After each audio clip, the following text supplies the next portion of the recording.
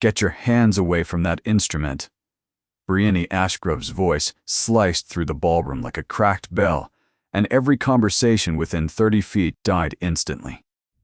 Seren Caldwell stood frozen beside the grand piano, her fingertips barely resting against the polished mahogany lid. She had not meant to stop walking. She had not meant to touch anything. But the instrument had pulled at something buried deep inside her chest, something she thought she had starved to death years ago, and for one unguarded moment, her hand had drifted toward it the way a lost traveler reaches toward firelight. The laughter came first from Cressida, seated beneath the chandelier, with her fiancé's arm draped across the back of her chair. Then Anthea covered her smile with a silk glove, her shoulders trembling with amusement. Brienne, the youngest and cruelest of the three Ashgrove sisters, did not bother hiding anything. "Did you see that?" she announced to the guests surrounding her.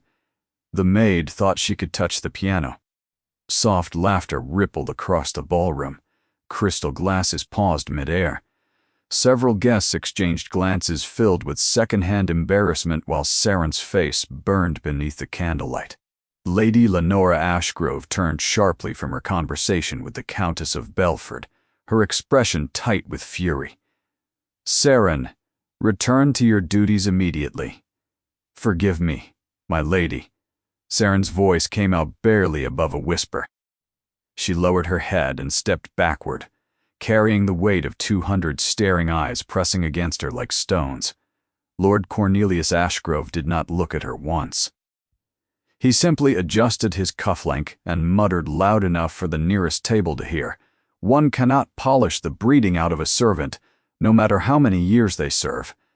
More laughter followed. Seren felt her fingers trembling against the serving tray she retrieved from the sideboard. The humiliation should have ended there. On any other evening she would have disappeared back into the corridor where she belonged. But tonight something cracked open inside her.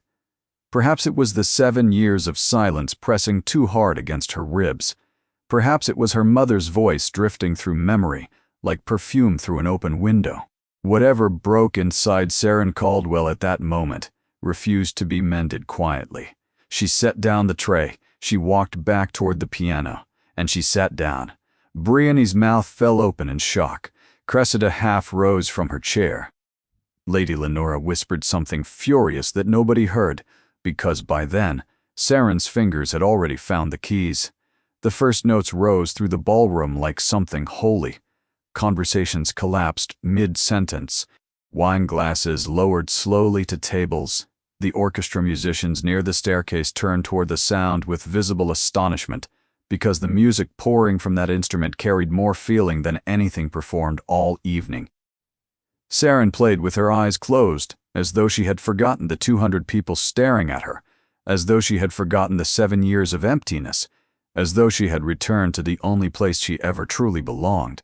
And from the far side of the ballroom, a tall figure in a dark coat slowly set down his glass of whiskey. His Grace, Duke Tavian Blackmere, had attended this celebration, expecting nothing but tedious conversation and political courtesy. He had ignored every introduction, every ambitious smile, and every calculated attempt to capture his attention throughout the entire evening.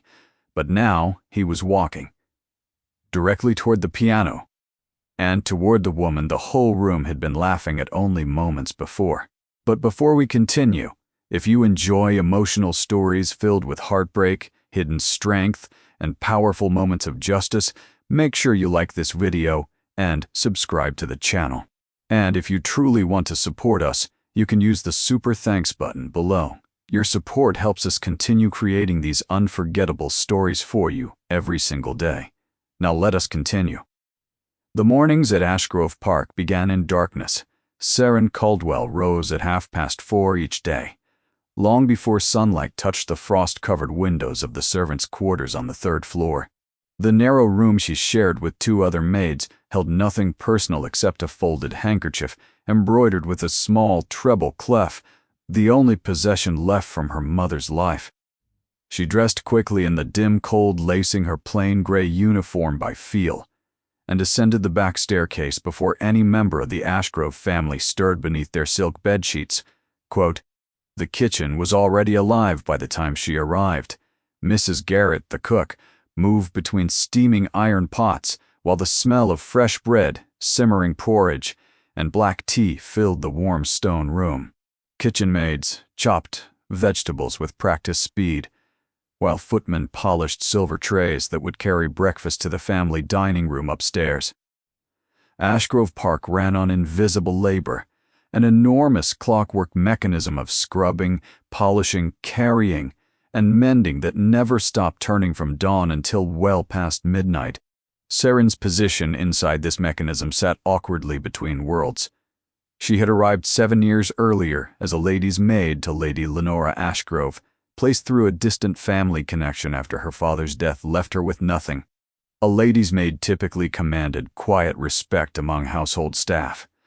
But Lady Lenora had gradually expanded Saren's responsibilities year after year until her original role became unrecognizable. She now supervised flower arrangements, managed guest room preparations, organized linen inventories, settled arguments between overtired kitchen workers, and performed whatever additional tasks the family considered beneath their own attention. Nobody questioned the arrangement. Saren worked without complaint, and the Ashgrove household had long since stopped noticing how much depended on her silence. The estate itself stood as one of the finest properties in the southern counties. Marble entrance halls stretched beneath vaulted ceilings painted with pastoral scenes of shepherdesses and rolling green hills. Crystal chandeliers hung above polished oak floors where generations of Ashgrove boots had walked with inherited confidence. Drawing rooms overflowed with French furniture upholstered in cream and gold, while floor-length windows framed manicured gardens descending toward a lake surrounded by ancient willow trees. Every surface inside Ashgrove Park whispered wealth, and every corridor reminded Saren of the distance between the world she once inhabited and the one she now occupied. Because Saren Caldwell had not always been a servant. Her father, the late Reverend Edmund Caldwell, had been a respected clergyman and classical scholar whose modest parish near the Dorset coast attracted visitors, drawn by his passionate lectures on philosophy, history, and music. Their home, though small, overflowed with leather-bound books, handwritten compositions, and evenings filled with conversation that stretched past midnight. Saren's mother, Isabel, had been a gifted pianist whose playing once moved guests to tears during a summer recital hosted by the Bishop of Salisbury. People who attended that evening spoke about it for years afterwards. The tatted Saren inherited her mother's gift entirely. By 14, she could play Beethoven sonatas from memory. By 18, visiting musicians told Reverend Caldwell that his daughter possessed rare and remarkable talent that deserved formal training. The piano had been the center of everything beautiful in Saren's early life, the instrument through which her mother's love still reached her long after Isabel died from fever when Saren was only 15, but none of that mattered anymore. Reverend Caldwell died suddenly when Saren was 22, leaving debts far larger than anyone expected. The parish house was claimed by creditors within weeks. The piano, her mother's beloved Broadwood, was sold at auction for a price that barely covered the burial costs. Friends who had praised Saren's intelligence and admired her playing during her father's lifetime suddenly became difficult to reach. Invitations stopped arriving. Letters went unanswered. Within 6 months, Saren stood at the servants' entrance of Ashgrove Park, carrying a single leather trunk, wearing a borrowed gray dress, and holding the embroidered handkerchief that was all that remained of Isabel Caldwell's existence. 7 years had passed since that afternoon. Saren was now 29 years old, and nobody inside the estate remembered she had ever been anything other than what she appeared, except in small moments that escaped her control. She used words the other servants did not use. She read books borrowed quietly from the estate library whenever the family traveled to London. Once, young Philip, the kitchen boy, sliced his thumb badly while peeling potatoes, and Saren bandaged the wound carefully, while reciting a story about a brave knight and a golden sword so vividly that the child forgot his pain entirely and begged her to tell another. Mrs. Garrett watched the scene from across the kitchen with quiet admiration and said nothing afterward. The hardest moments came whenever Saren passed the music room. The grand piano inside that room was a magnificent Broadwood concert instrument, polished weekly by servants who never played a single note upon it. Cressida occasionally practiced scales there, with mechanical disinterest, while her tutor corrected her posture. Briony plunked out simple melodies whenever she wanted attention, abandoning the instrument the moment compliments arrived. Anthea never touched it at all. Each time Saren walked past that open doorway carrying folded linens or silver tea trays, the sight of that piano struck something painful inside her chest. She could hear the notes it was capable of producing, simply by looking at its keys. She could feel her fingers remembering shapes and movements they had not performed in 7 years. Sometimes she stood in the corridor for several dangerous seconds too long, staring through the doorway, before forcing herself to continue walking. Mrs. Holloway, the head housekeeper, was the only person inside Ashgrove Park who treated Saren with consistent warmth. The older woman had served the estate for nearly 30 years, and possessed the rare ability to see people clearly, without judging them for what circumstances had forced them to become. "You carry yourself differently from the others, Mrs." Holloway told her once while they folded tablecloths together inside the linen room late one evening. "I have watched you for years, and I still cannot decide whether that difference is a blessing or a punishment." Saren smiled gently, but offered no answer. Late one Tuesday evening, while returning crystal dessert glasses to the cabinet near Lord Cornelius's private study, Saren heard voices through the partially open door. "The Vane family expects perfection at every gathering," Lord Cornelius was saying firmly. "Cressida's engagement celebration must surpass anything this county has witnessed in a decade." "And the household arrangements?" Lady Lenora asked. "The Caldwell woman handles everything competently enough. That is presumably why we keep her." A longer silence followed, before Lady Lenora added quietly, "She does make certain guests uncomfortable occasionally. Something in the way she speaks feels above her station. People have begun to notice, then remind her of her station more firmly. A servant who forgets her place is worse than a servant who never had one." Saren stood motionless in the darkened corridor. The crystal glasses trembled faintly against each other inside her hands. She waited until the conversation moved elsewhere, then walked away on legs that barely held her upright. That night, lying awake inside her narrow bed while the other maids slept, Saren pressed her mother's handkerchief against her chest and stared into the darkness above her. Somewhere far below, behind a closed and silent door, a piano sat waiting in an empty room. And somewhere inside Saren, a voice that sounded exactly like her mother whispered the same words it had whispered every night for 7 years. "You were not made for silence." The weeks leading up to Cressida Ashgrove's engagement to Lord Percival Vane transformed the entire estate into a monument of calculated extravagance. Carriages arrived daily from London, carrying crates of imported champagne, bolts of ivory silk, enormous glass vases etched with gold leaf, and fresh flowers shipped from southern France at extraordinary expense. The ballroom floor was stripped, sanded, and polished twice, until it shone like frozen water beneath the chandeliers. Musicians were summoned from Bath. A portrait painter arrived to capture the engaged couple during dinner. Servants worked 14-hour days, while the scent of vanilla sponge, roasted lamb, buttered pastries, and cinnamon-spiced wine drifted endlessly through every corridor. Lady Lenora placed nearly all responsibility for the preparations directly onto Saren. "You understand these matters better than the other staff," she explained, over breakfast one morning, her tone suggesting a compliment that carried no actual warmth. "In short, nothing falls below the standard Lord Vane's family expects.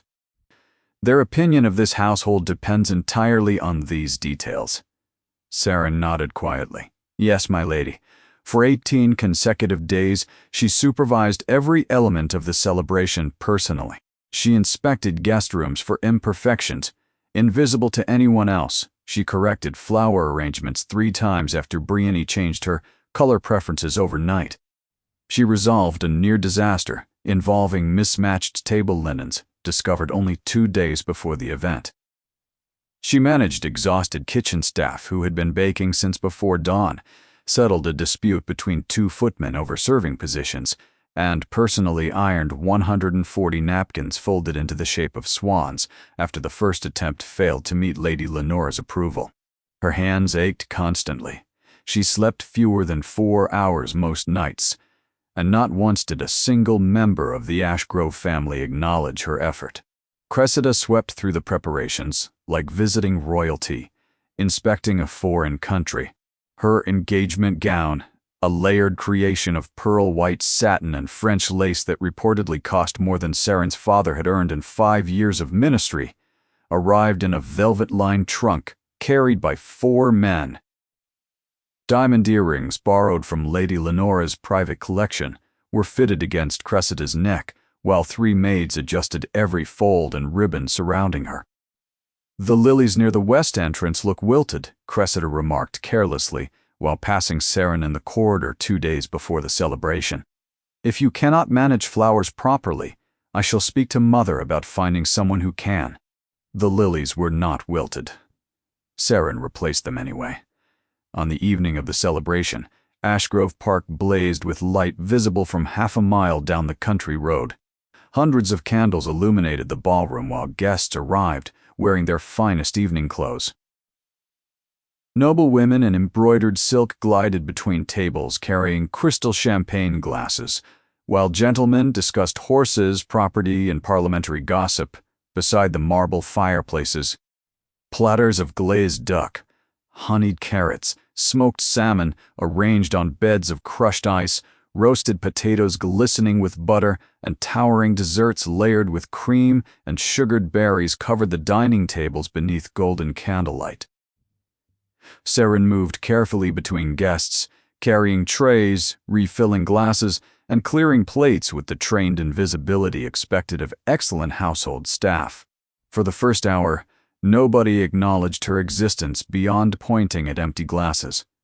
Then the Countess of Belfort approached her near the champagne table. "My dear, you speak with such lovely diction," the elderly woman said kindly after Saren directed her toward the powder room. "Tell me, where were you educated?" Before Saren could answer carefully, Brienne appeared beside them carrying a half-empty wineglass and a look of pure delight. "Educated?" She laughed brightly. "The maid? Countess, you are far too generous." "Saren arranges our flowers and folds our napkins. That is the extent of her education." Several nearby guests turned toward the exchange with uncomfortable curiosity. The Countess looked momentarily confused, then embarrassed after realizing her mistake. "Forgive me," the older woman murmured before moving away quickly. Brienne watched Saren's face with open satisfaction. "Honestly, you must stop confusing people. When you speak above yourself, it embarrasses everyone." Saren lowered her eyes. "Yes, Miss Brienne." The humiliation deepened during dinner. Lord Percival Vane raised his glass proudly beside Cressida, while guests offered toasts to their future happiness. Cressida glowed beneath the attention, her diamond earrings catching the candlelight with every movement. Anthea smiled politely beside her own suitor, a quiet young baron whose name Saren had not been told because servants were not included in introductions. Then, Lady Lenore instructed Saren to serve the dessert course personally because 2 kitchen maids had collapsed from exhaustion in the back corridor. As Saren placed lemon cakes carefully before the head table, Cressida tilted her head with theatrical sympathy. "How thoughtful of you, Saren. You do serve beautifully. Perhaps that is your truest talent." Brienne laughed immediately. Better than her talent for staring at pianos, she is not allowed to play. The laughter spread wider this time. Even Anthea smiled behind her napkin. Lord Cornelius said nothing which carried its own particular cruelty, because his silence confirmed agreement. But the worst moment came near the end of the evening. A string quartet had been performing waltzes throughout the celebration. During a brief pause between pieces, the lead violinist stepped away to tune his instrument, leaving the ballroom momentarily without music. The grand piano sat open and gleaming beside the orchestra chairs, its keys catching light from the chandelier above. Saren had been collecting empty glasses near the musicians' area when her eyes drifted involuntarily toward the instrument. For 3 seconds her gaze rested upon the keys, with a longing so deep and visible that it silenced the nearest table completely. Brienne noticed instantly. "Oh, look," she announced with exaggerated wonder to the guests surrounding her. "The maid is staring at the piano again. Shall we let her perform next? Perhaps she can play us a servant's jig." Laughter erupted across the ballroom. Lord Cornelius closed his eyes briefly with visible irritation. Lady Lenora turned toward Saren with a coldness sharper than the December wind outside. "Enough. Remove yourself from the ballroom immediately." The command was quiet but absolute. Several guests pretended to study their wine glasses while Saren set down her tray, curtsied mechanically, and walked toward the service corridor. She kept her back straight and her face composed until she passed through the doorway into the narrow stone passage behind the kitchen. Then her body folded. She pressed her back against a cold wall and slid downward until she sat on the floor with her knees pulled against her chest. Her breathing came in broken, uneven waves, while tears ran silently down her cheeks. She covered her mouth with both hands to keep any sound from reaching the ballroom. Because even her grief was not permitted to disturb the celebration, she had spent 18 days building for people who despised her. Footsteps approached softly. Mrs. Holloway appeared, carrying a warm cloth and a cup of tea sweetened with honey. The older woman said nothing at first.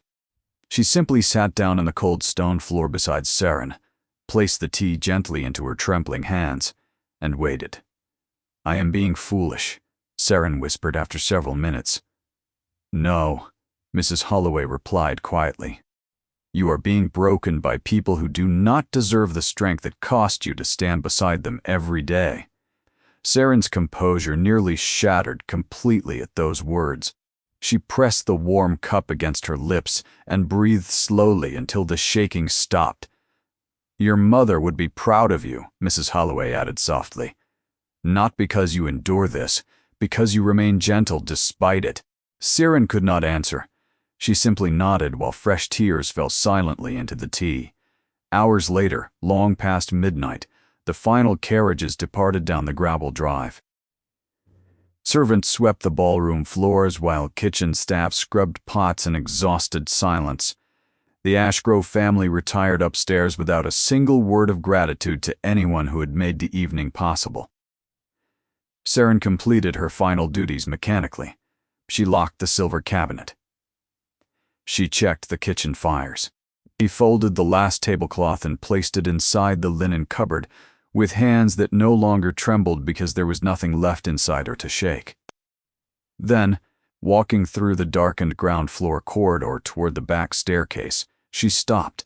The music room door was open. Moonlight fell through the tall windows and landed directly across the piano keys, turning the ivory pale blue and the ebony into deep silver. The room was completely empty. The house was completely silent.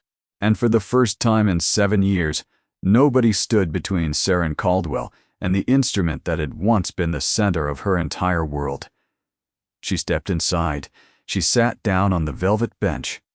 She placed her trembling fingers against the cold keys, and in the darkness of Ashgrove Park, after 7 years of enforced silence, Saren Caldwell began to play. The music that poured from Saren's fingers inside the darkened music room carried 7 years of silence within every note. She played without thinking. Her hands remembered what her conscious mind had tried to bury, moving across the keys with a fluency that should have been impossible after so many years without practice. Yet the music came as naturally as breathing, as though her body had been rehearsing in secret every night while she slept, keeping the gift alive beneath the surface, where nobody could take it away. The first piece she played was her mother's favorite, a nocturne by Chopin that Isabel Caldwell had performed so often in their small parlor near the Dorset coast that the melody had become inseparable from the memory of her face. Saren had learned it at 12 years old, sitting beside her mother on the piano bench, while autumn rain tapped against the windows and her father read quietly beside the fire.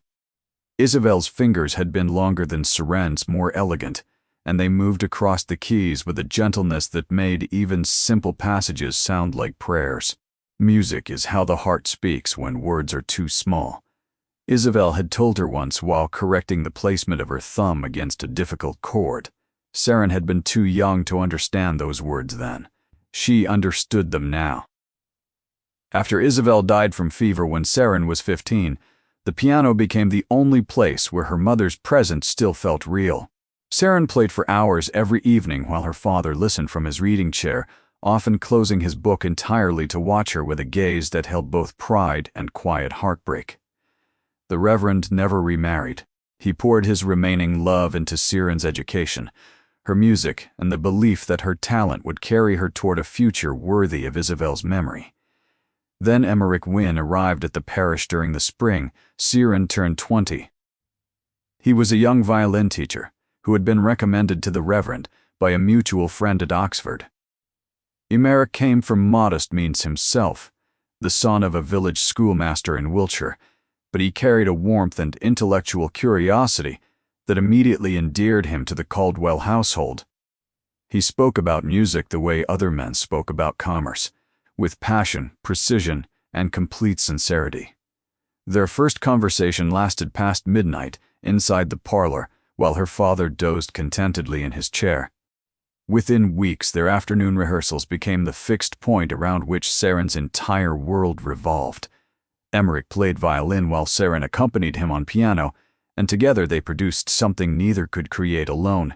He admired not only her technique, but the emotion she wove through every phrase, the way she made listeners feel the music rather than simply hear it. By autumn, they were deeply in love. The Reverend approved without reservation, recognizing in Emmerich the same quiet decency that Isabel had once recognized in him. Plans began forming for a modest wedding the following spring. Emmerich spoke about opening a small music school together. Seren imagined a life built not on wealth or status, but on the two things she valued most in the world: love and music. Then Reverend Caldwell collapsed during a Sunday sermon and died 3 days later. The debts that surfaced afterwards shocked everyone. Unpaid loans against the parish house, overdue accounts with London booksellers, medical bills from Isabel's illness that had never been fully settled. Within weeks, creditors arrived and stripped the home bare. Furniture was carted away. Books were sold in bundles, and the piano, Isabel's beautiful Broadwood, was loaded onto a cart by two men who did not understand what they were carrying and driven away down a muddy lane while Seren watched from the empty parlor window. Emmerich begged her to let him help. He offered to sell everything he owned. He proposed marriage immediately, insisting they could survive on his teaching income alone and rebuild slowly together. But Seren looked at the life stretching ahead of them and saw only the kind of grinding poverty that would eventually crush the very gentleness she loved most about him. She could not bear to become his burden. She refused to watch music become something they resented because it could not feed them. So she refused him. The morning she told Emmerich her decision was the second worst morning of her life, surpassed only by the morning she buried her father. Emmerich stood in the empty parlor doorway with his violin case in one hand and his hat in the other, and the look on his face was something Seren carried inside her chest every single day, afterward, like a stone she could never set down. "You are making a mistake," he said quietly. "I am making a sacrifice," she answered. "There is a difference." He left that afternoon. Seren entered service at Ashgrove Park 3 months later.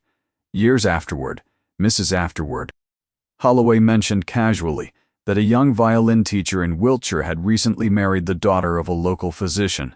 The housekeeper had no idea the information carried any significance.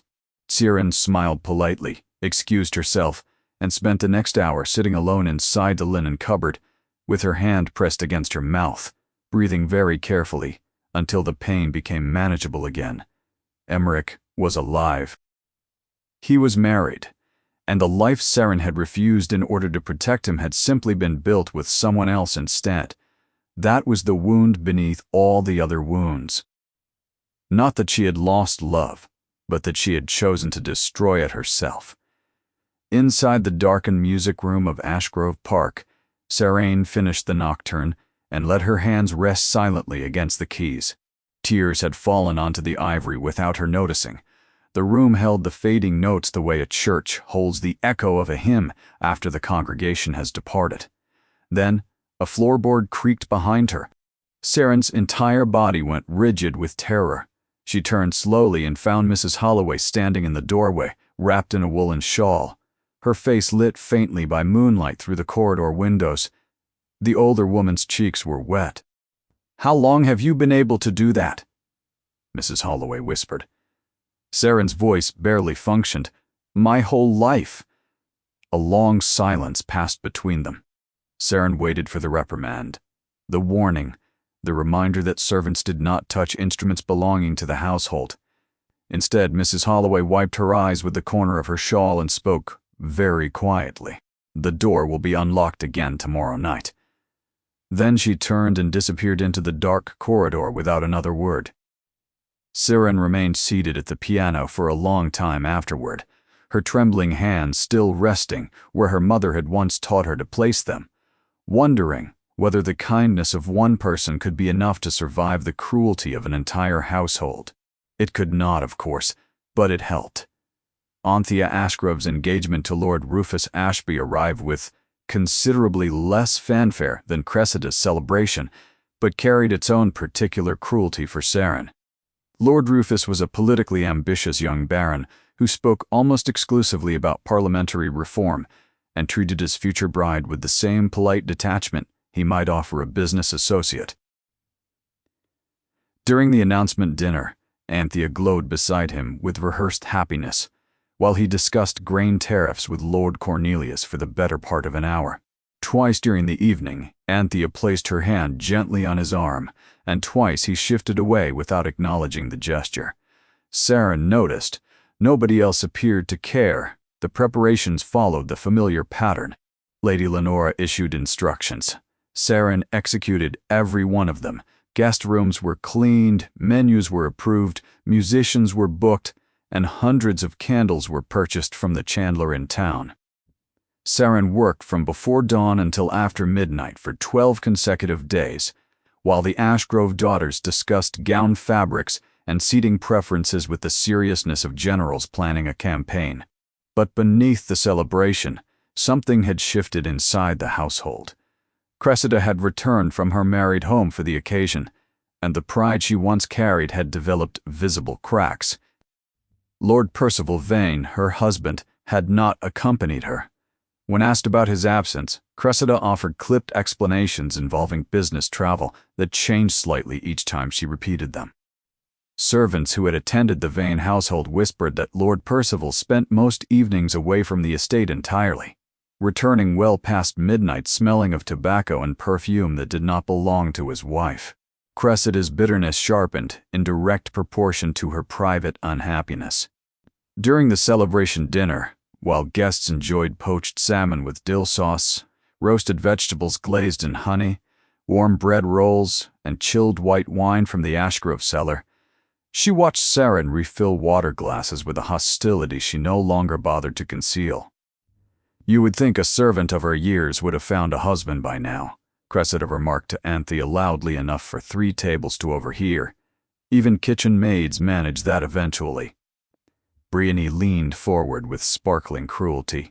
"Perhaps Sarah is waiting for a prince. She does seem to believe she belongs above her station."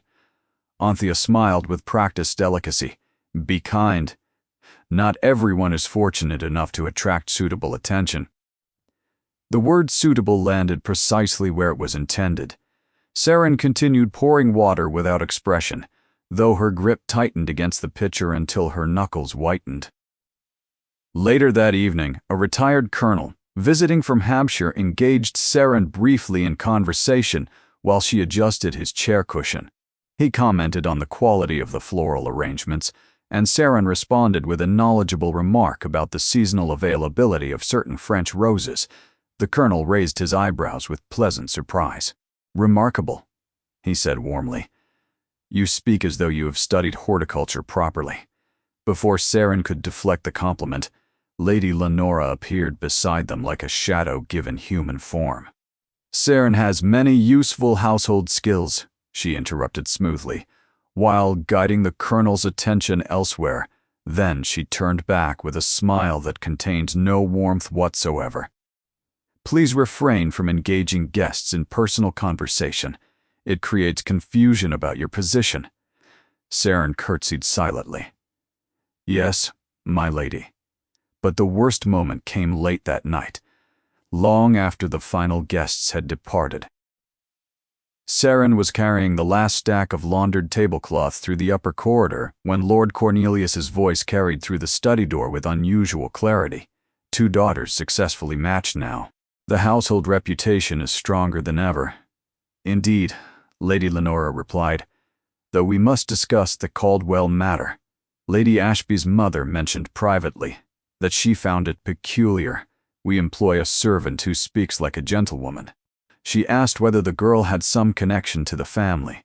A brief silence followed. "That is precisely the problem. She draws attention that reflects poorly upon us. Then perhaps it is time to consider a transfer. My cousin Theodora requires domestic help at her property in Northumbria. The house is isolated, no society, no gatherings, no uncomfortable questions. Arrange it after the season concludes."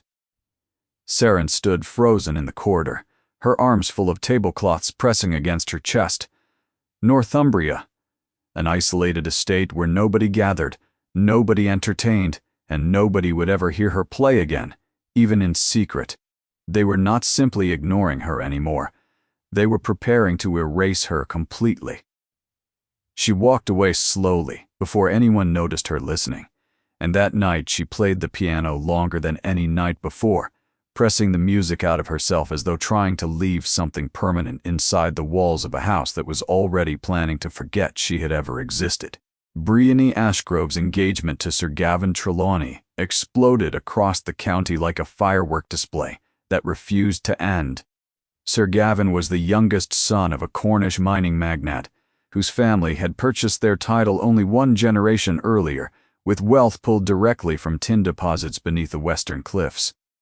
He possessed thick sideburns, a booming laugh, and the confident swagger of a man who believed money could purchase anything, including the respect of families who had held their titles for centuries.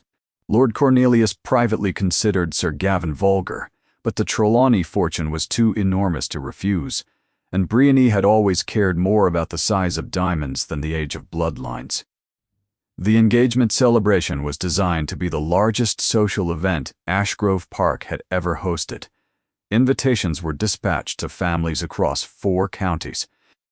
A temporary pavilion was constructed beside the gardens to accommodate the overflow of guests.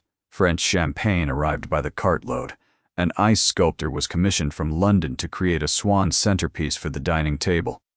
The kitchen staff doubled with hired workers from the village, and the entire ground floor of the estate was polished, rearranged, and decorated until it resembled a palace more than a country manor. Saren managed everything. She had not been asked, she had simply been expected to ensure perfection without formal instruction, acknowledgement, or gratitude. For 3 straight weeks, she supervised construction workers, organized catering logistics, resolved daily crises involving late deliveries and broken glassware, and coordinated the movements of 60 additional staff members who had never worked inside the estate before. She slept fewer than 3 hours most nights. Her hands developed painful cracks from constant washing and handling of cleaning solutions, and the only person who noticed her deteriorating condition was Mrs. Metterborough Holloway, who quietly left salve and clean bandages beside her bed each morning, without comment. Briony treated the preparations as a personal stage production in which she played the only role that mattered. She changed her gown selection 4 times during the final week, requiring Saren to rearrange the dressing room each time. She rejected 3 separate table arrangements because the flowers clashed with her complexion. She complained about the temperature of her tea, the starch in her pillows, the angle of the mirrors in the ballroom, and the speed at which servants responded when she rang her bell. "You would think," Brienne announced one afternoon while Seren adjusted centerpieces for the fourth consecutive time, "that after all these years of watching my sisters marry, you would have learned how celebrations work without needing constant correction." Seren said nothing. She had learned long ago that silence was cheaper than dignity inside this household. On the evening of the celebration, Ashgrove Park blazed with more light than the estate had ever produced. Every window glowed amber and gold.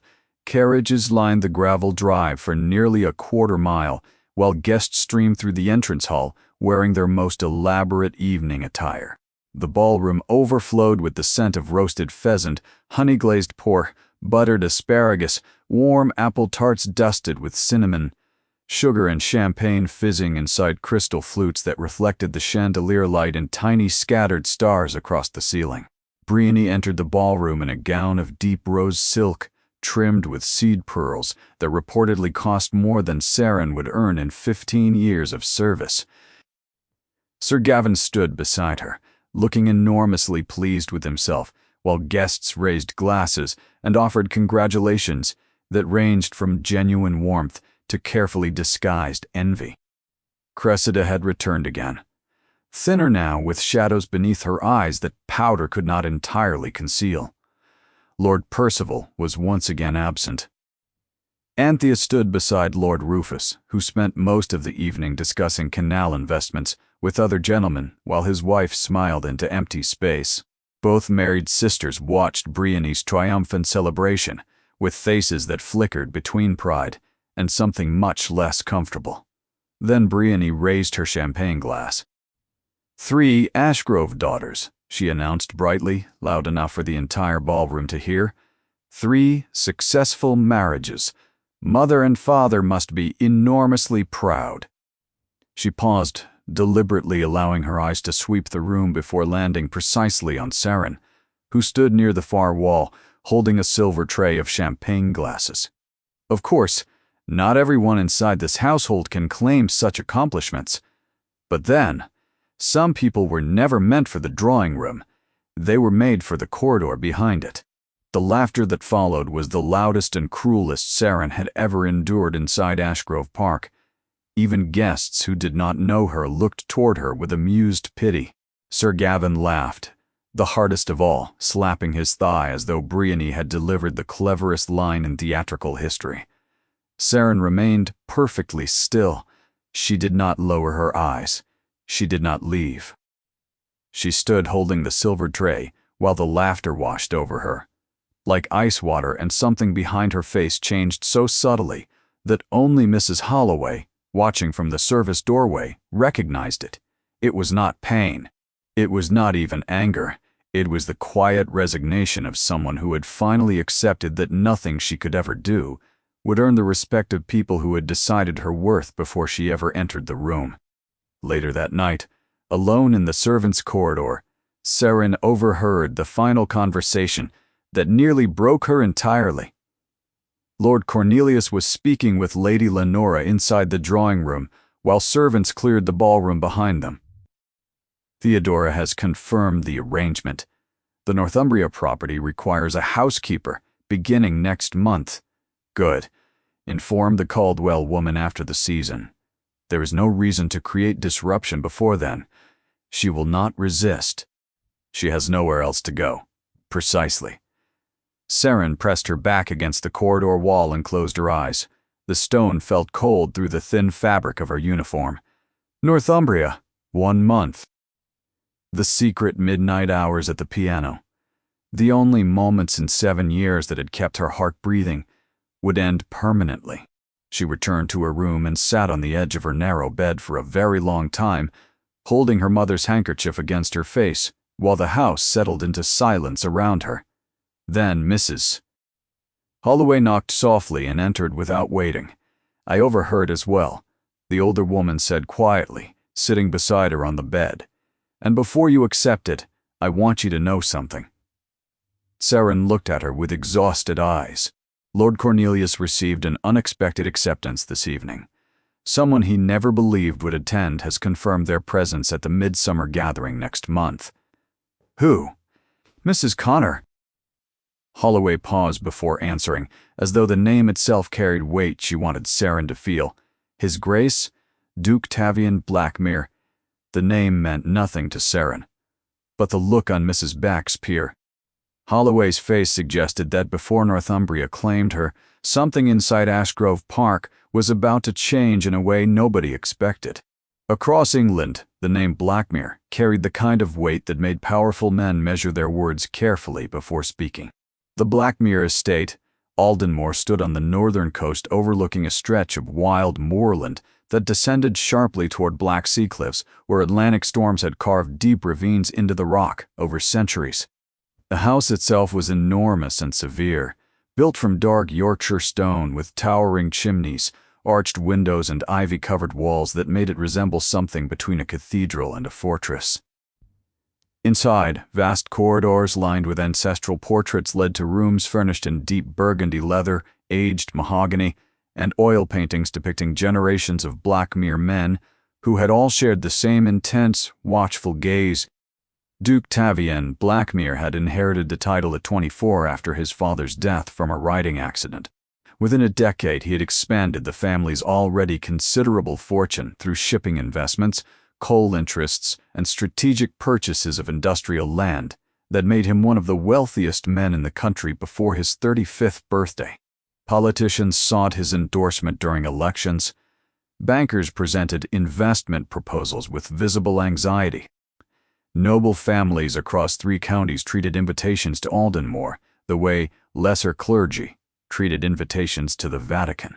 Yet, for all his influence, Tavian Blackmere was spoken about most often, not for his wealth or his power, but for the coldness that surrounded him like winter air trapped inside a stone chapel. At 38, the Duke had attended fewer than a handful of social events in the past 5 years. He lived largely alone inside Aldenmore, accompanied only by a small household staff, who had learned through experience that silence was safer than conversation in his presence. He worked late into every evening, surrounded by correspondence, shipping ledgers, and parliamentary documents, eating meals alone at a desk rather than the dining table built to seat 30 guests. His study overlooked the sea cliffs, and on stormy nights the sound of waves crashing against the rocks below provided the only company he seemed to welcome. All of London society knew the name Lady Lysara Fontaine. Lysara had entered Tavian's life during a summer season in London 5 years earlier, introduced through mutual acquaintances at a charity concert hosted by the Duchess of Pemberton. She possessed dark auburn hair, remarkable green eyes, and a voice calibrated precisely to make every man who heard it believe he was the only person she had ever truly spoken to. Her beauty was undeniable, but more dangerous than her appearance was her intelligence. Lysara understood social architecture with the precision of an engineer, knowing exactly which words, glances, and gestures could make a man believe he had discovered something rare, when in truth he was being carefully constructed into a stepping stone. Tavian fell completely. For the first time since inheriting the dukedom, he allowed someone past the careful barriers he had built around himself. He opened Aldenmore to her. He introduced her to his mother, the Dowager Duchess Helene. He financed the restoration of her family's crumbling estate in Hampshire, settling debts that would have otherwise destroyed the Fontaine name entirely. He spoke publicly about marriage at events where newspapers recorded every word. Lysara accepted everything with grace, warmth, and an affection that felt perfectly genuine to everyone who witnessed it. Then, 6 weeks before the engagement was to be formally announced, Tavian discovered the truth. A business associate mentioned casually during a private dinner that the Fontaine family had been negotiating a marriage arrangement with Lord Harland Carew for over a year. The arrangement predated Lysara's relationship with Tavian entirely. Every moment of affection, every private conversation, every quiet evening she had spent inside Aldenmore had been a calculated performance designed to extract maximum financial recovery for her family before she married the man she had actually chosen, long before the Duke ever entered her life. Tavian confronted her. Inside the library of Aldenmore on a Tuesday evening, while rain hammered against the windows, Lysara did not deny anything. She did not apologize. She simply looked at him with a face stripped of every pretense she had worn for 18 months and spoke with brutal honesty. "You offered rescue. Harland offers partnership. Surely you understand the difference." Those words burned through Tavian like acid poured across an open wound. The humiliation that followed was even worse than the betrayal itself. London society devoured the scandal within days. Noble women whispered behind opera glasses. Gentlemen exchanged knowing smiles at club dinners. The powerful Duke of Aldenmore, who commanded respect across industries and Parliament, had been deceived by a woman who had treated his devotion as nothing more than a financial instrument. Tavian withdrew from public life almost completely afterward. Women continued pursuing him relentlessly at the few events he attended, but every smile now looked like calculation, every compliment sounded like strategy, and every show of admiration triggered the same nauseating memory of discovering that the only person he had trusted in years, his mother, watched the transformation with deepening concern.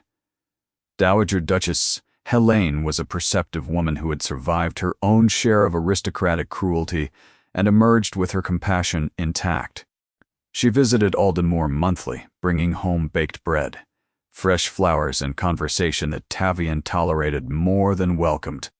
"You are becoming your grandfather," she told him one evening while they sat beside the fire in the drawing room. "He died alone in this house, with more money than friends, and more pride than warmth. I buried him and swore my own son would live differently." Tavian stared into the fire without answering. "Not every heart is a performance, Tavian. Every heart I have encountered has been." Helene studied her son's face and saw the same guarded look he had worn since childhood, whenever pain became too large to process safely. She recognized it because his father had worn it identically. "Then you have been looking in the wrong rooms," she said quietly. Weeks later, a formal invitation arrived at Aldenmore from Lord Cornelius Ashgrove, requesting the Duke's attendance at a midsummer gathering celebrating the family's social achievements and new business alliances. Under ordinary circumstances, Tavian would have discarded it without a second glance. But Lord Cornelius had recently acquired significant interests in northern shipping routes that intersected directly with Blackmere commercial operations. Refusing entirely risked creating political friction that Tavian considered unnecessary.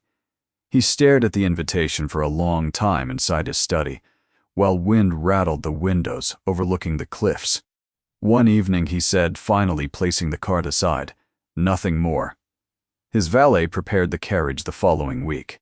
The journey south took the better part of a day through rolling countryside that gradually softened from moorland into manicured farmland. As evening fell, the lights of Ashgrove Park appeared through a thin curtain of summer rain, glowing amber and gold against the darkening sky. Tavian leaned back against the leather seat and closed his eyes. He expected nothing from the evening ahead, except polite conversation, political courtesy, and the familiar exhaustion of watching people perform for his attention. He had no idea that in fewer than 3 hours, a woman holding a serving tray inside that glittering ballroom would sit down at a piano, and the sound she made would reach something inside him that 5 years of silence had failed to kill. The moment Duke Tavian Blackmere entered the ballroom of Ashgrove Park, the atmosphere shifted as though someone had pulled the air from the room and replaced it with something thinner and more electric. Conversations faltered. Women straightened. Several mothers physically repositioned their daughters into his line of sight while whispering urgent instructions about posture, smiling, and the critical importance of appearing effortlessly charming. The ballroom blazed with candlelight reflecting off crystal glasses, polished marble floors, and jewels draped across every neck and wrist in the room. Long tables overflowed with roasted venison, herb-crusted lamb, glazed root vegetables, warm crusty bread, bowls of clotted cream, and strawberry tarts dusted with powdered sugar. Lord Cornelius nearly tripped over his own feet, hurrying forward to greet the Duke personally. Lady Lenora transformed from composed hostess into barely restrained excitement within seconds, adjusting her necklace and smoothing her gown as though royalty had arrived unexpectedly. Tavian endured the introductions with practiced patience. He shook hands. He nodded at appropriate intervals. He answered questions about shipping investments and parliamentary votes, with responses brief enough to be polite, but short enough to discourage further conversation.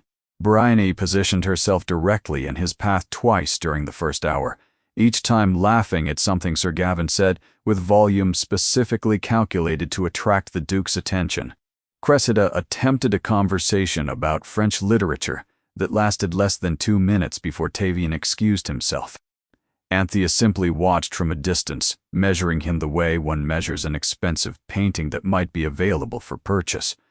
A young countess tried to engage him in discussion about Italian opera. A baronet's daughter laughed so loudly at his polite remark about the weather that several guests turned in alarm. Even Lady Lenora herself lingered too long beside him, praising the estate's gardens with rehearsed enthusiasm until Tavian excused himself with barely disguised weariness. None of them reached him. They could not, because every word they spoke passed through the same invisible barrier that had surrounded Tavian for 5 years, the one that filtered every human interaction through the memory of discovering that warmth could be manufactured and affection could be twisted into strategy. The evening continued. Tavian found himself standing near the edge of the ballroom, holding a glass of whiskey he had barely touched, silently counting the minutes until departure became socially acceptable. He had fulfilled his obligation. The political courtesy had been extended. Nothing inside this room held any interest for him whatsoever. Then, a voice cut through the ballroom noise like something sharp striking glass. "Get your hands away from that instrument." Tavian turned toward the sound. Near the far end of the room, a young woman in a plain gray dress stood frozen beside the grand piano. Her fingertips rested against the polished lid with the lightest possible touch, and the look on her face was one Tavian recognized immediately, though he could not have explained why. It was longing, the kind that lives so deep inside someone it becomes visible only in unguarded moments. Brienne's mocking voice carried across the room. "Did you see that?" The maid thought she could touch the piano. Laughter followed. Tavian watched the woman's face burn with humiliation while 200 people stared at her.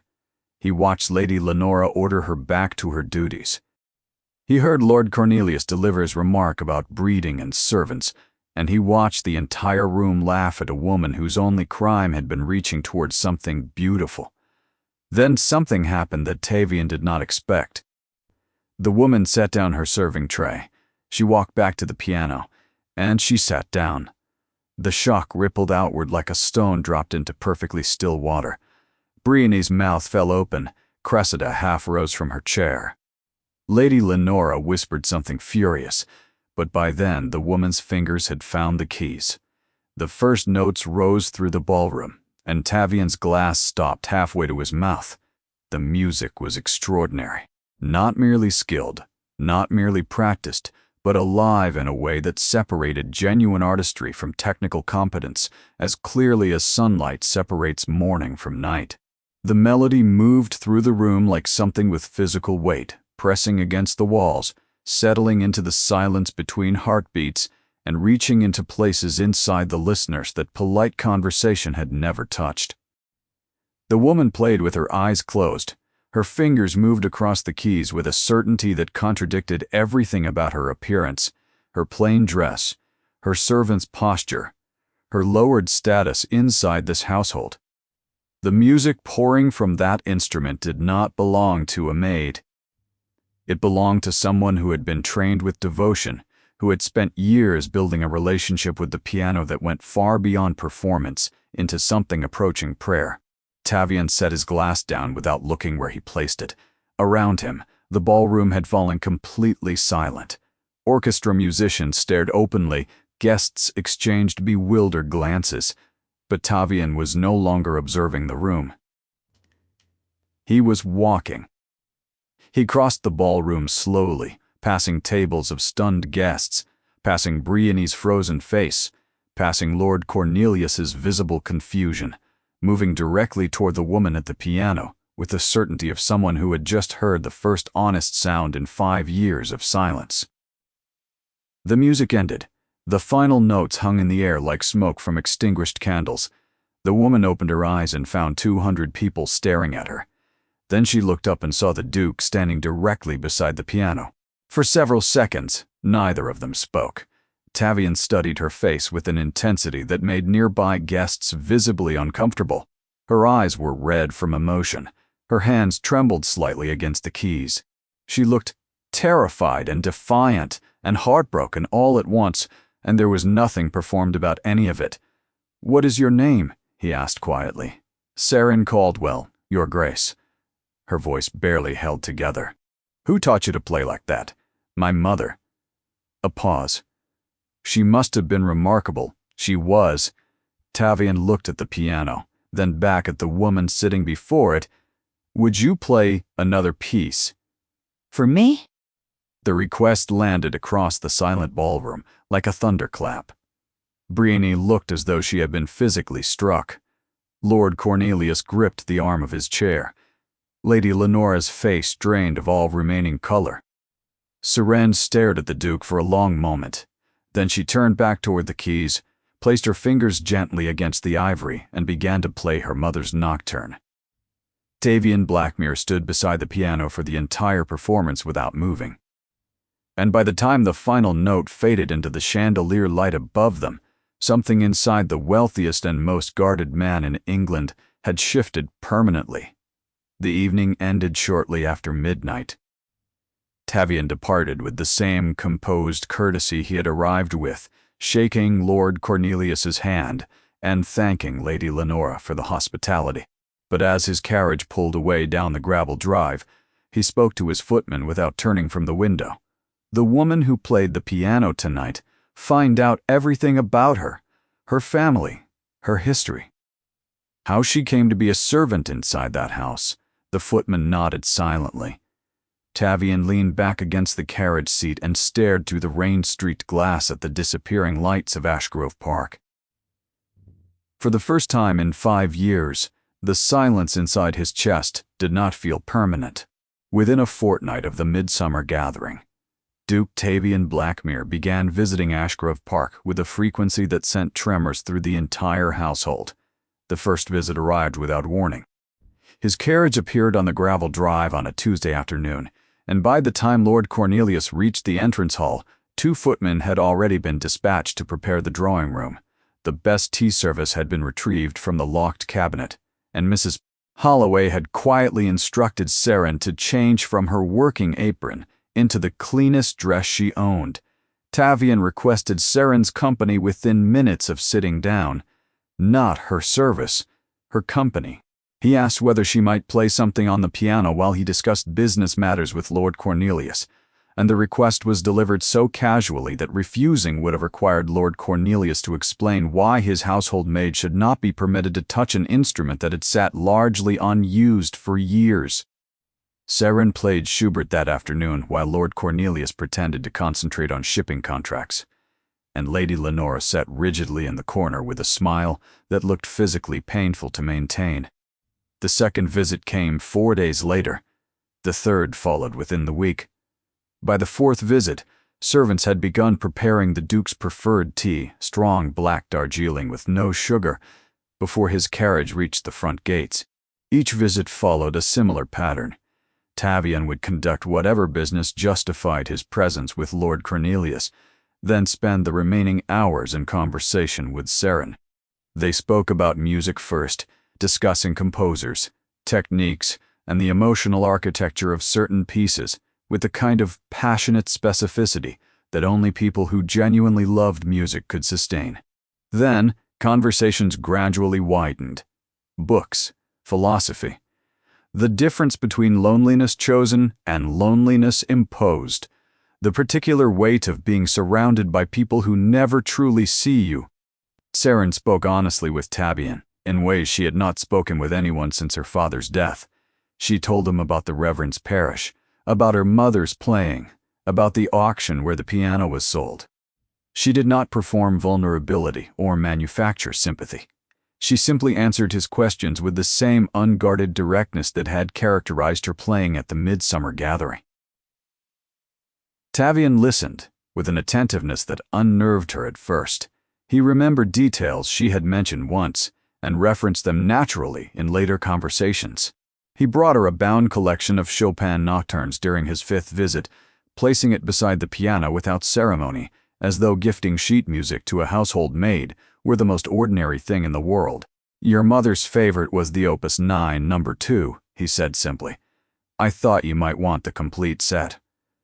Saren held the leather-bound volume against her chest and could not speak for several seconds. Inside the household, the transformation was immediate and grotesque. Lord Cornelius began inviting Saren to sit near important guests during supper. He addressed her by her first name in warm tones he had never previously used. He introduced her to visiting businessmen as a valued member of the household, with particular musical talents, speaking about her as though he had personally nurtured her abilities for years. Lady Lenora's conversion was even more dramatic. Expensive fabric arrived from London within days. A seamstress was hired to create proper evening dresses for Saren in colors that complemented her complexion. Pearl earrings appeared on her bedside table, accompanied by a handwritten note from Lady Lenora, encouraging her to wear them during the Duke's visits. "You must present yourself well," Lady Lenora instructed one morning while adjusting a ribbon in Saren's hair, with motherly attention that had never existed before. The Duke notices refinement. The Northumbria transfer was never mentioned again. The isolated estate, the permanent erasure, the conversation about removing the servant who spoke above her station vanished from discussion as though it had never occurred. Saren understood exactly what was happening. The family that had spent 7 years treating her as invisible furniture had suddenly discovered her usefulness the moment a wealthy and powerful man showed interest. Their affection was not a change of heart, it was a change of strategy. But the cruelty of their previous treatment made their current warmth feel almost worse, because it confirmed something Saren had always suspected. They had never been incapable of kindness. They had simply never considered her worth the effort. Mrs. Holloway watched the transformation with quiet skepticism. "New dresses do not erase old wounds," she told Saren one evening while they walked together through the garden. "Remember who was kind to you before the Duke arrived, and remember who was not." Saren nodded slowly. "I remember everything, Mrs. Chess." Holloway. The genuine moments between Saren and Tavian continued growing despite the manufactured atmosphere surrounding them. One afternoon, while walking beside the lake at the edge of the estate grounds, Tavian spoke about Aldenmore for the first time. He described the sea cliffs, the storms, the enormous silence of the moors stretching endlessly beneath gray skies. He spoke about his mother's visits and the bread she baked herself, despite having an entire kitchen staff. He did not mention Lysara directly, but Saren heard the shape of the wound in the spaces between his words. "You guard yourself very carefully," she said quietly, while watching ducks drift across the still water. "Experience teaches vigilance.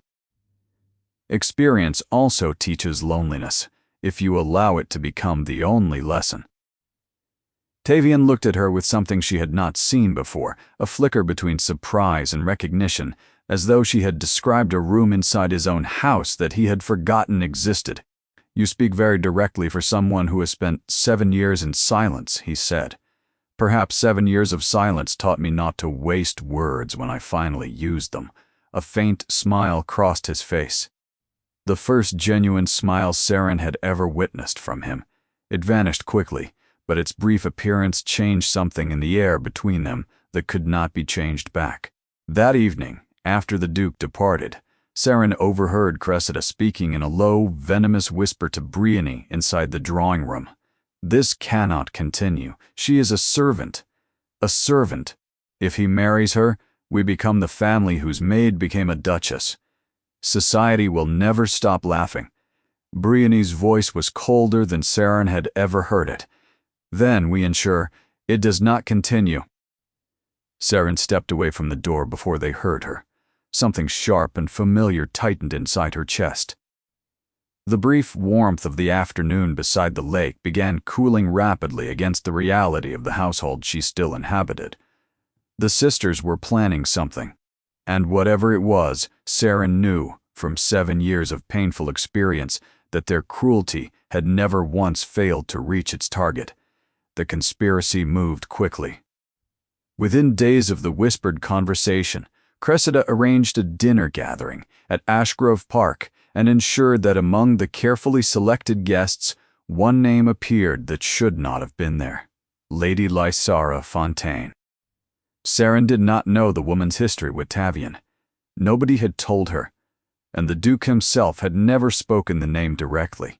But the moment Lysara entered the drawing room wearing midnight blue velvet with sapphires resting against her collarbone, Saren understood instinctively that this woman had not arrived by accident.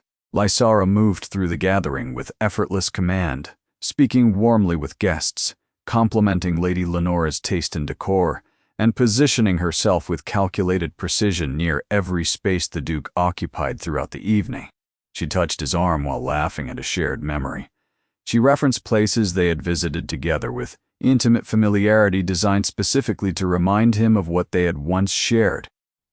Saren watched from across the room while serving guests, and something painful and unfamiliar twisted inside her chest.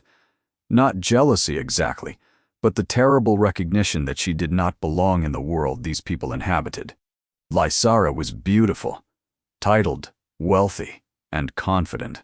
Saren was a maid in a borrowed dress, holding a tea tray.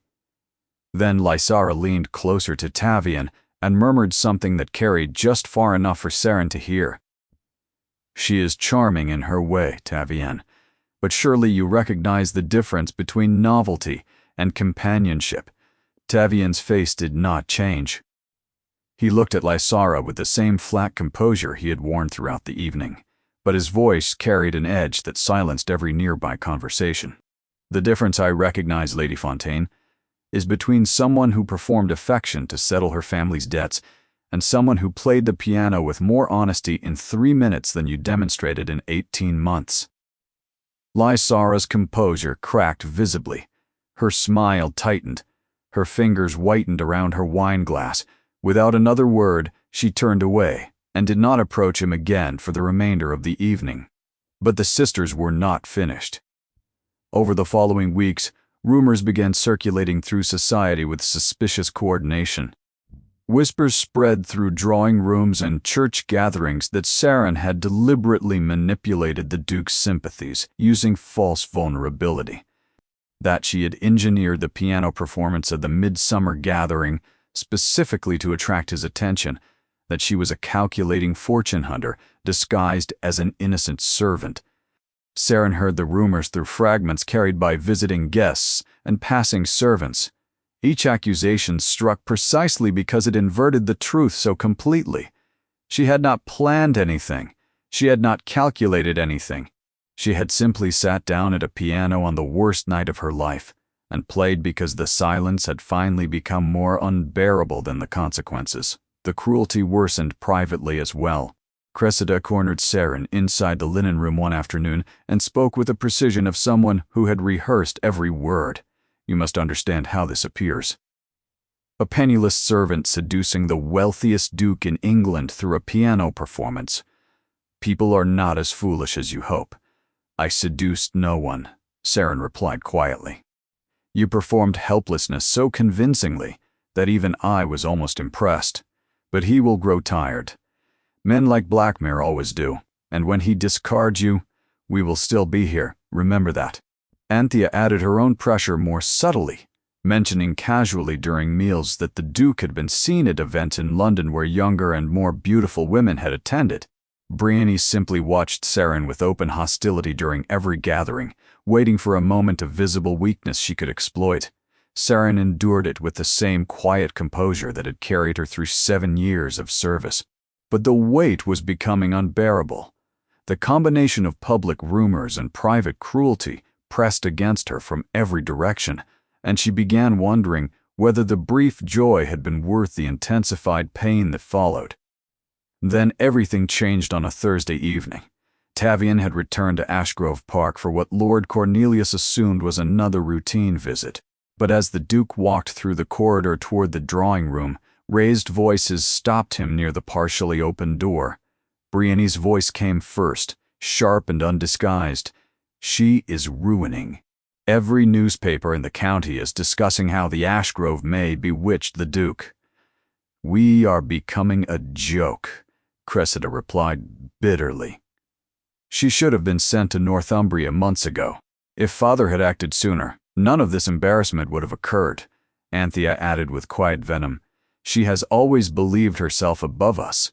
This entire performance is simply her revenge for years of imagined slights." "Imagined?" Brienne laughed coldly. "She is a servant who forgot her place. Whatever happens with Blackmere, she must be removed from this household permanently. The damage is already done." Silence followed. Then the drawing room door opened fully, and Tavian Blackmere stood in the doorway. Every sister froze. Cressida's wineglass stopped midair. Brienne's face collapsed from righteous anger into undisguised fear. Anthea stared at the floor as though hoping it would open beneath her.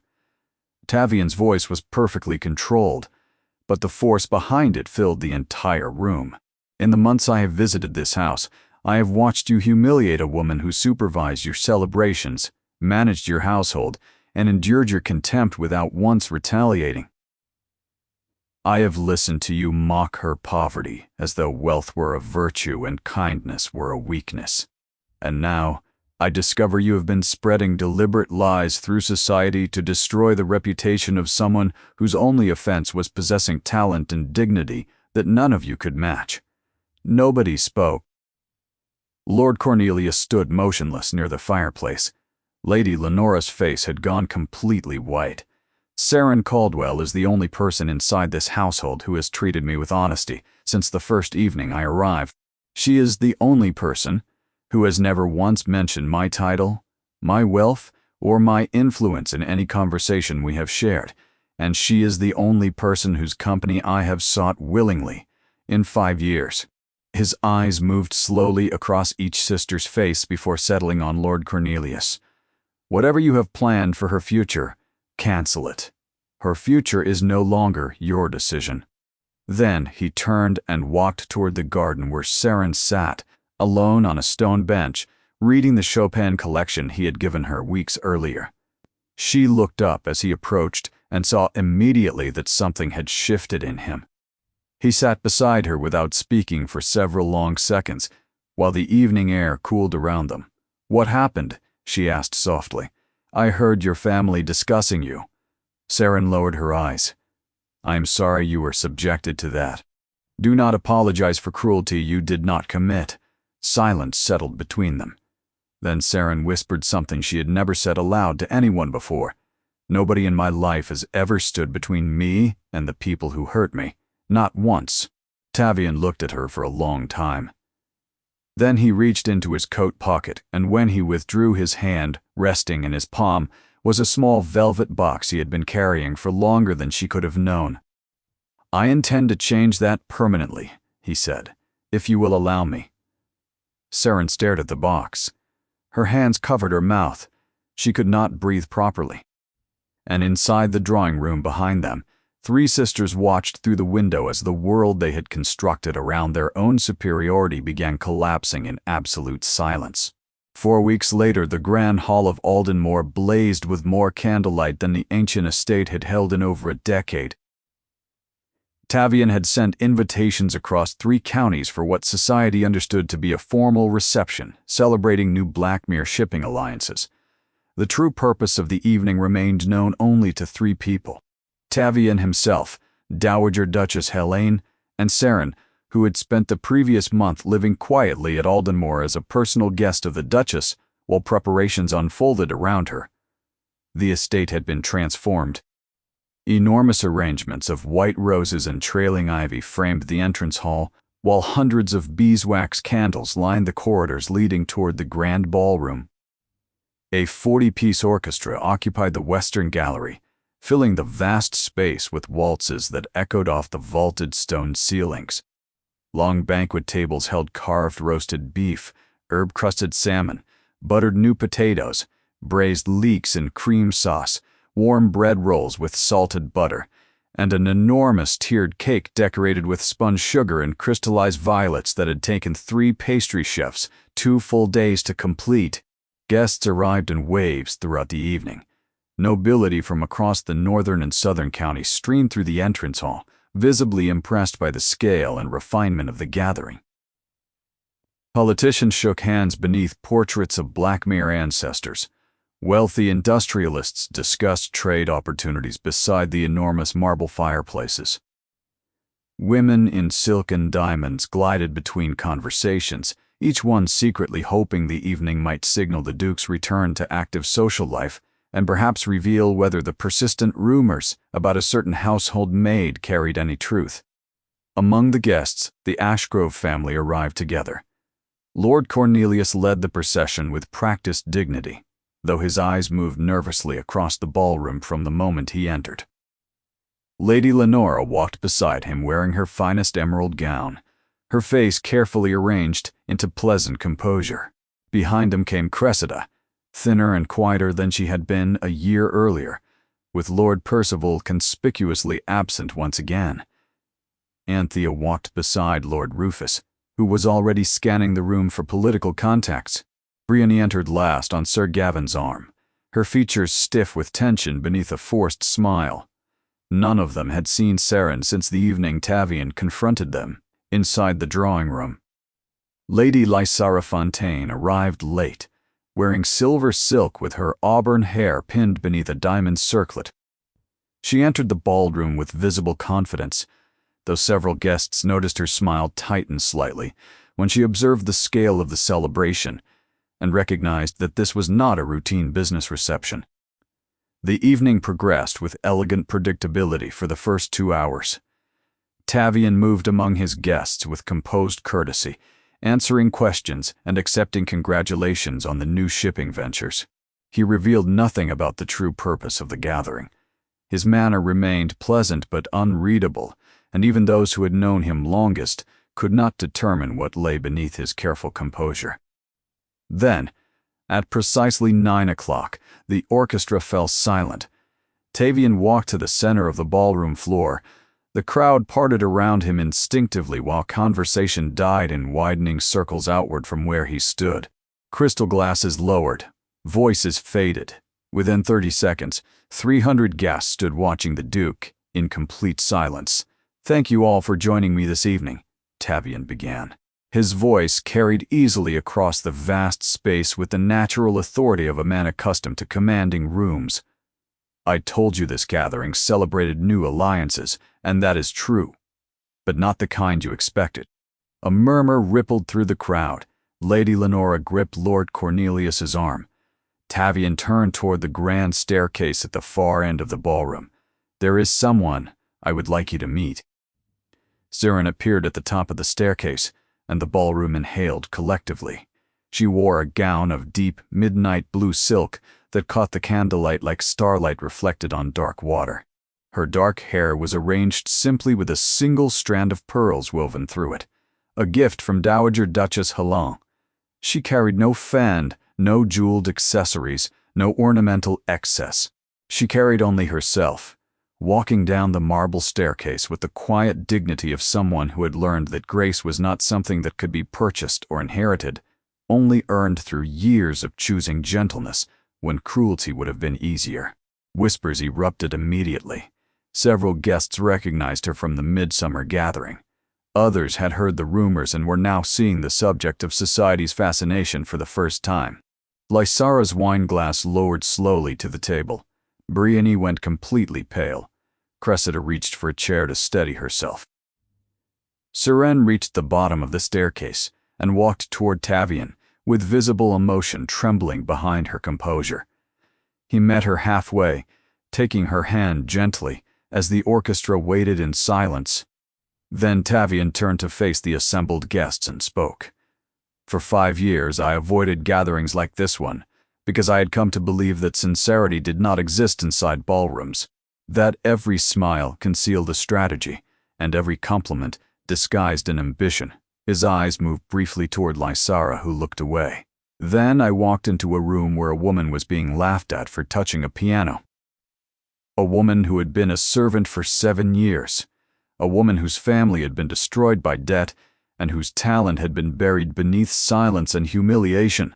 And she sat down at that instrument and played with more honesty than I had heard from any human being in half a decade. The ballroom was absolutely still. Saren's eyes glistened, but she did not look away.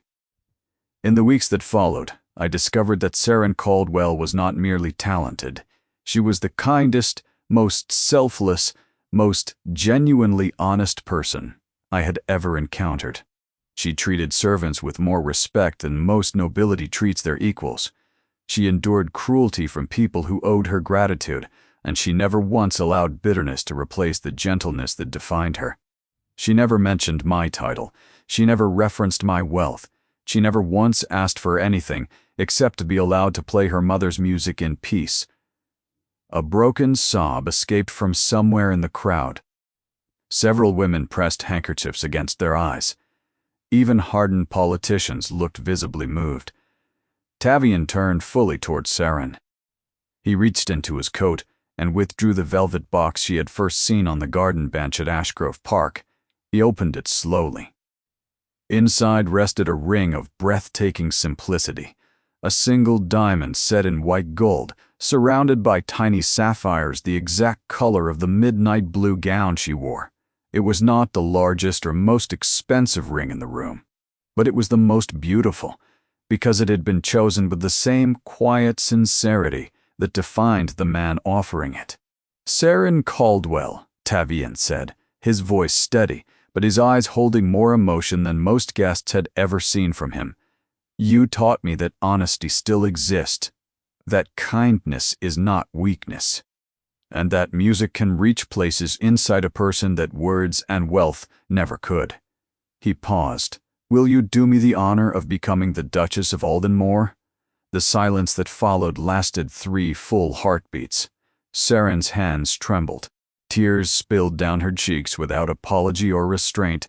She looked at the man standing before her and saw everything she had once believed was lost forever. Love offered without condition, respect given without expectation. A future built not on status or strategy, but on the 2 things she had valued since childhood: love and music. "Yes," she whispered, then louder, through the tears, strong enough for the entire ballroom to hear. "Yes." The applause that erupted shook the chandeliers. 300 guests broke into sustained ovation while the orchestra launched into a triumphant waltz. Tavian slid the ring onto Saren's finger and pulled her gently toward him, while the ballroom around them transformed from silent shock into genuine celebration. Across the room, Lysara Fontaine turned and walked toward the exit without speaking to anyone. Briony pressed her hand against her mouth and looked at the floor. Anthea's eyes were red. Cressida stared at her former servant with a gaze that shifted slowly from disbelief through shame, and finally settled somewhere near grief for something she could not entirely name. Lord Cornelius stood absolutely motionless. Lady Lenora wept silently beside him, and in all the years Saren had known her, the tears on her face had never once been real until now. And they had arrived far too late. Years passed after that evening at Aldenmore. As Duchess, Saren Blackmere became one of the most admired women in England, though not for the reasons society typically admired duchesses. She opened the Aldenmore estate to local musicians, funding scholarships for gifted children from families who could not afford instruments or instruction. She established a charitable fund for widows and daughters of clergymen left destitute by circumstance, ensuring that no young woman would face the choice she had once been forced to make between love and survival. She treated every servant inside the estate with warmth and dignity, remembering each by name, asking after their families, and insisting that household staff eat the same quality of food served at the family table. People admired her because her kindness carried no performance behind it. She was simply who she had always been, only now the world was finally watching. Tavian himself transformed gradually beside her. The coldness that had defined him for years softened into something quieter and warmer, visible in the way he listened when Saren played piano in the evenings, in the way he laughed more easily during dinners with his mother, and in the way he sometimes stood in the doorway of the music room watching Saren teach their young daughter to place her fingers correctly on the keys, wearing the look of a man who understood precisely how close he had come to spending his entire life alone. Meanwhile, the Ashgrove sisters' carefully constructed lives continued unraveling. Lord Percival Vane abandoned Cressida publicly after a gambling scandal destroyed his remaining finances, leaving her isolated and humiliated inside a half-empty estate. Lord Rufus Ashby's political career collapsed beneath a corruption inquiry, dragging Anthea into a social exile she had never imagined possible. Sir Gavin Trelawney's controlling behavior worsened until Brienne fled the marriage entirely and returned to Ashgrove Park with nothing but the clothes she carried and a silence where her confidence had once been. One gray winter afternoon, 3 familiar carriages arrived at the gates of Aldenmore. The women who stepped out were not the same women who had once mocked a servant for touching a piano. Their gowns were older. Their faces carried exhaustion instead of pride. Their voices, once sharp enough to cut through ballrooms, had grown quiet with the particular humility that only arrives after life has dismantled every false certainty a person once held. Saren received them inside the drawing room beside the fire while snow fell softly across the moors outside. Holloway, who had accepted Saren's invitation to join the Aldenmore household years earlier, served tea with a composure that betrayed nothing except quiet satisfaction. None of the sisters could meet Saren's eyes easily, but Saren offered them warmth, conversation, and the kind of generosity that does not require an apology to begin, because in the end, the greatest victory was never revenge. It was becoming loved for the very heart they once treated as worthless. And England eventually learned what the Ashgrove family discovered far too late. That true worth was never found in titles, wealth, or beauty, but in loyalty, kindness, and the courage to sit down at a piano when the entire room is laughing and play anyway.